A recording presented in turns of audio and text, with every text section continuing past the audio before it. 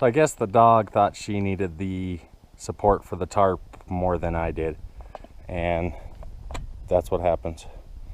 Thanks for watching. Hey guys, how's it going? So I've gotten into making my own backpacking slash, backcountry hunting tarps. Fairly lightweight. This is just your general utility weight ripstop nylon from Joann's. If you can catch it on sale, I think I paid 35 or 40 bucks for 7 yards of it with coupons. I've got 2 sections here clipped together. This finished tarp will be roughly 9 foot by 8 foot, and I'll take you on the process. Okay, so here we are. I've got the 2 pieces laid out. Started a quick stitch down it just to kind of show you. And what I'm doing so that I can do the flat felled seam easy, like some of the other videos have shown, is I leave a little bit of an overlap, and then I'll come back and trim up what I need to. As you're stitching this, you can use your, since it's a pretty see-through material, your seam guide underneath to see where you're at, and also the box pattern on here, you can pretty much line it up and see exactly where you're at.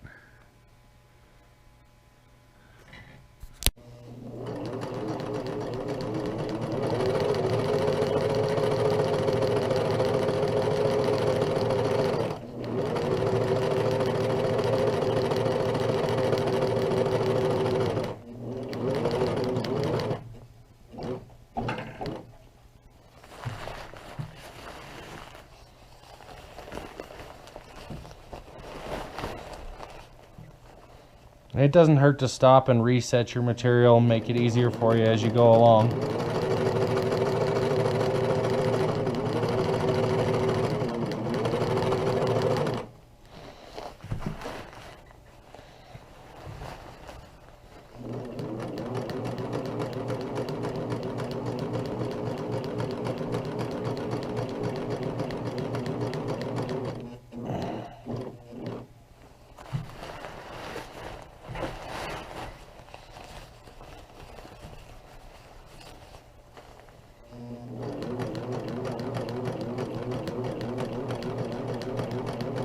If you guys are new to stitching this type of material and in this fashion, just take your time. I don't speed through any of my stitching generally and get fairly good and consistent results.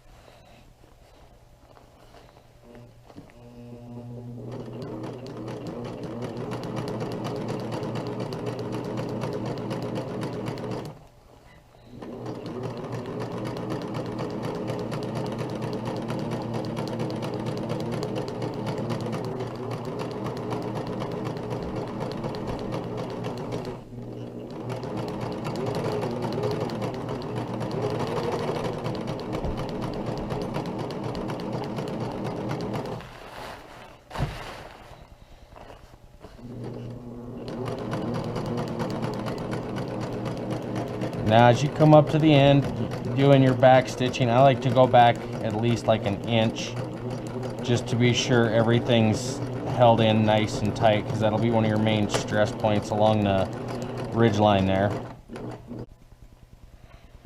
So here you can see my overlap, and then to do the flat felled, I'll just take that and fold it over that excess over, and then fold it over one more time to give you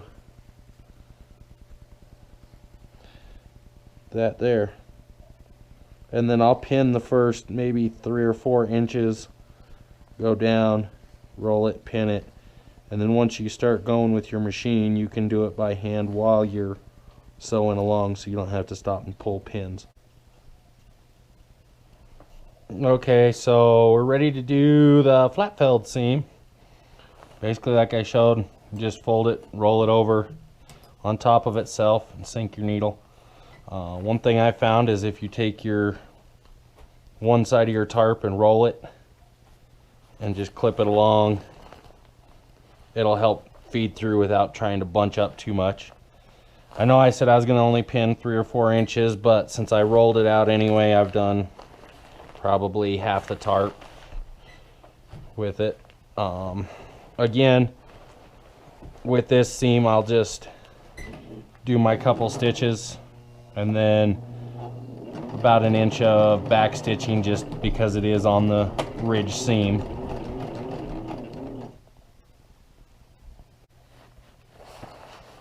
Okay, so I've got about 2/3 of the stitch done. As you can see, I haven't pinned this bottom section. This right side here is all still clipped up and rolled up nicely. But instead of pinning, you just keep a little tension once you've rolled your seam over here and just slowly go through, and it does the same thing as pinning once you get a good line going. And again, I'm not sure if you can see it with the camera, but down in there you can see the seam guide marks, and I'm doing a 3/8 inch seam from my first one. With this material, anytime you go to move, make sure your needle's down or you'll pull it away from your line and you'll have a hitch in your seam there.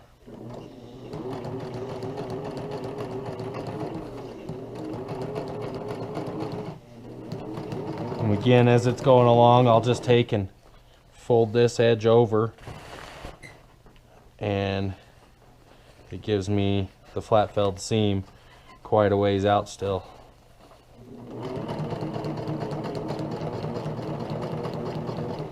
And you see with a little thumb pressure there, it's holding tight there against the machine to give it a nice little creased seam. Adjust it all again and keep going. So I completed the flat felled seam on the ridge. You can see it, this is going to be the outside and that's the inside.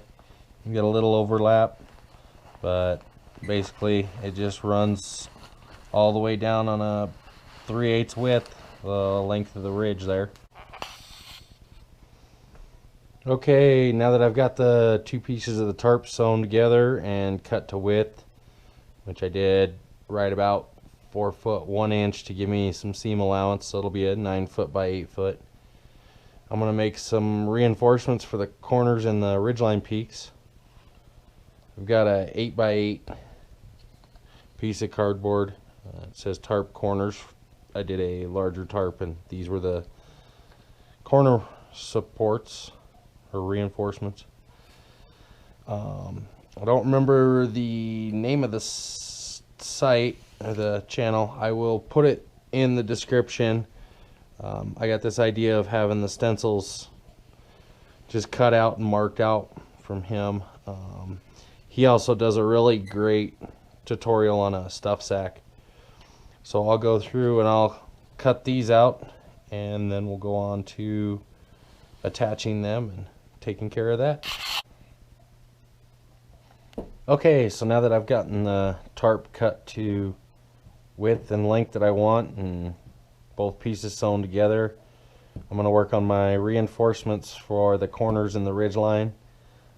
This is just more utility weight ripstop that I've had from another tarp, and 4-inch sections for the corners, and then a larger 8-inch for the ridge line, because that's going to be holding most of the weight.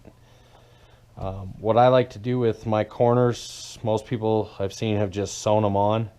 I take the Stitch Witchery fusible bonding web, basically like a web heat activated glue, and I lay them inside my corners. And then to use this stuff's really simple. Just lay them in where you want, lay a wet towel over it, and hold your iron on it for 10 seconds. I've used this stuff on a couple other tarp projects already, and it creates a pretty strong hold. And this is just the regular weight. They do make a light and a heavy weight. I just thought I'd try this, just first time attempting it, and it's done pretty good. My other heavy nylon tarp, I used it actually to bond the nylon reinforcements to the tarp. These I've just been sewing on, but I'm not sure if it'll come up in the camera, but you can see the darkness there where it has bonded the two together. And I mean, it's a pretty good tight seal there. I can pull on it pretty good and it doesn't want to come apart. So I'll go ahead and finish these up and we'll get them sewn on. Okay, so I've got all four corners glued up and my two ridgeline wedges glued up and ready. So I'm just going to start with one corner. A lot of people don't like to use pins, put holes in their tarp, but I figure I'm going to Scotch guard and waterproof it like crazy. And I mean, 3 little holes in the corner I don't think it's going to really cause an issue. So what I do is a rolled hem across them, and my first fold will be right up to the edge, and then I'll fold one more over to get the reinforcement incorporated into the rolled hem. One quick note, always make sure which side of your tarp you're using. I like to come in and I'll look and I'll see I have a double stitch here so that I'm on the inside of the tarp. My first project I accidentally put it on the outside and had to go back. Thankfully I noticed it when I was only 6-8 inches in on my stitching. So again, just the rolled hem. These pins are kind of in the way. Even one pin will hold, but I just like to have a couple to keep it from moving too much. So I just do a fold along that edge and then one more fold in to get started. And again, I mean, it's on a seam, so, or a hem, so I'm not too worried about pinning and putting holes in it. So I will just pin through everything until I can get it started. And I like to start just a little ways in. This will be a 3/8 seam there, just to get my first one set.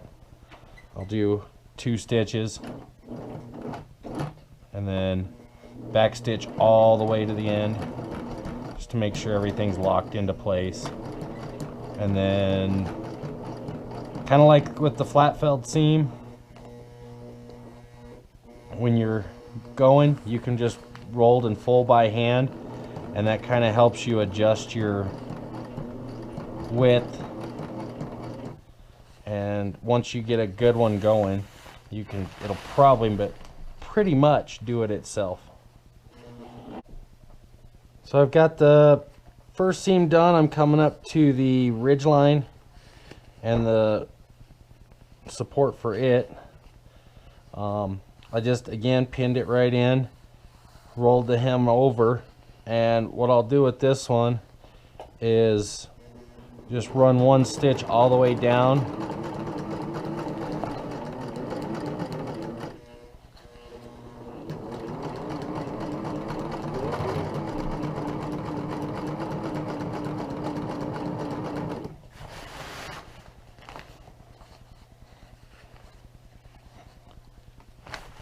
Just kind of stop and get everything refolded.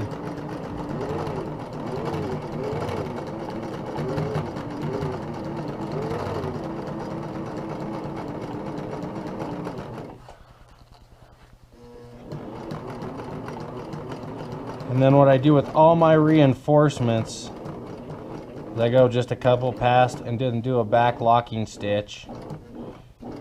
right into about 1/8 of an inch, and then I'll turn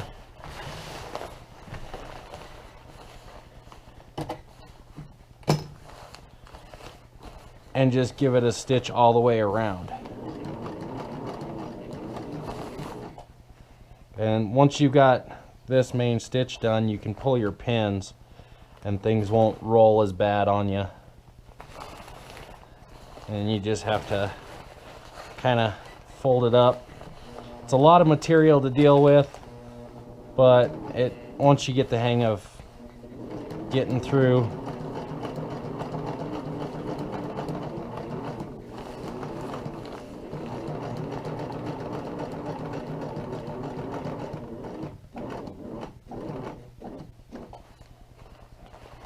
and sometimes I'll even cheat on this one and do a back stitch on it.